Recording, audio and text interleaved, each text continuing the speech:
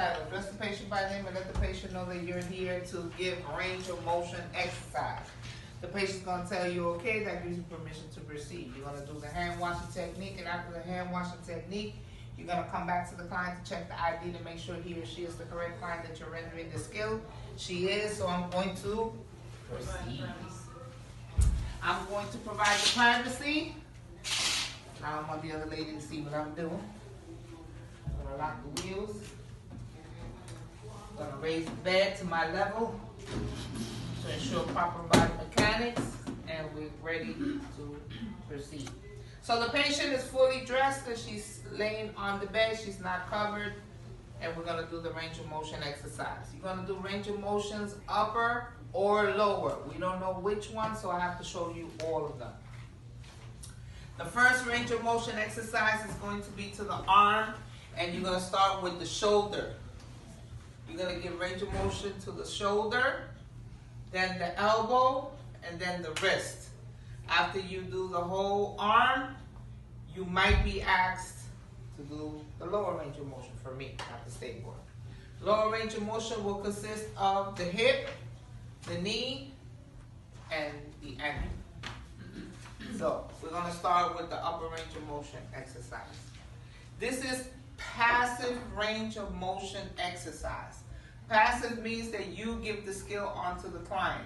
If the client was doing the skill for themselves, it will be called active range of motion. So we're doing passive range of motion.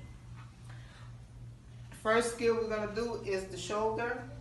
So we're going to hold the shoulder. I'm just getting you beautifully out of the way. We're going to hold the shoulder like this. The reason why holding the shoulder is to feel. You're palpating.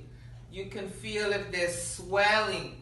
You can feel if there's what? Heat coming from the area. If it's heated, that means there's a localized fever. If there's a localized fever, that means that the patient has an injury to that portion of the body. Also, when you're lifting the arm, you can actually feel if there's something wrong with the joint, with the bone. If you hear loud cricking, cracking, popping in there, you should stop and get the supervisor because it could be cause further injury. So you're going to hold one hand to the shoulder and the other hand is going to hold her forearm. So right here, not here, not here, here in the middle of the arm.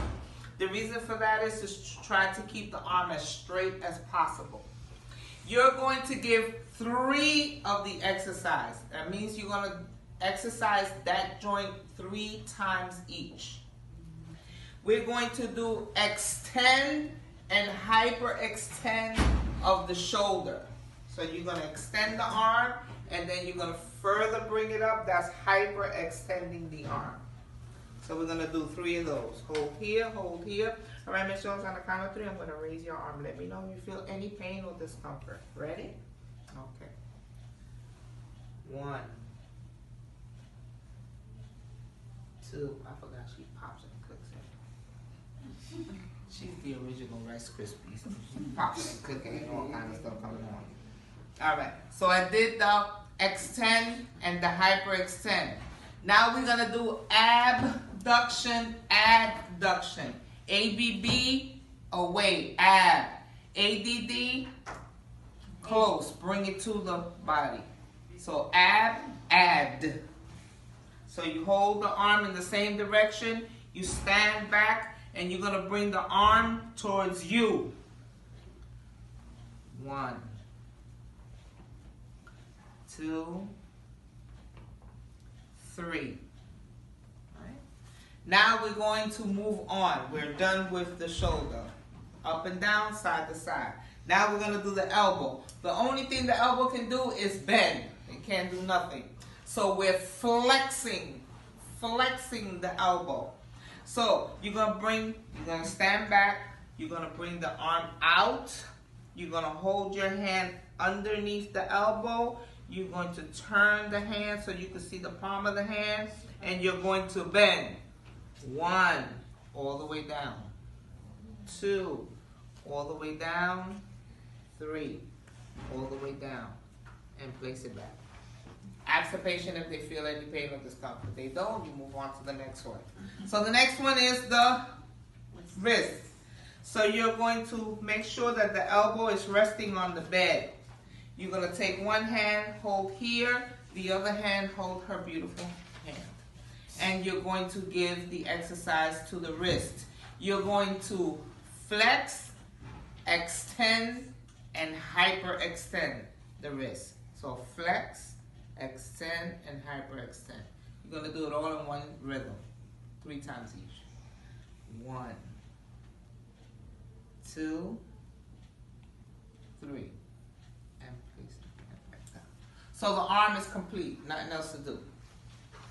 So now we're going to do range of motion of the leg. We're going to do the hip, the knee, and the ankle with her pretty thighs. So now, we're going to have to hold the hip joint.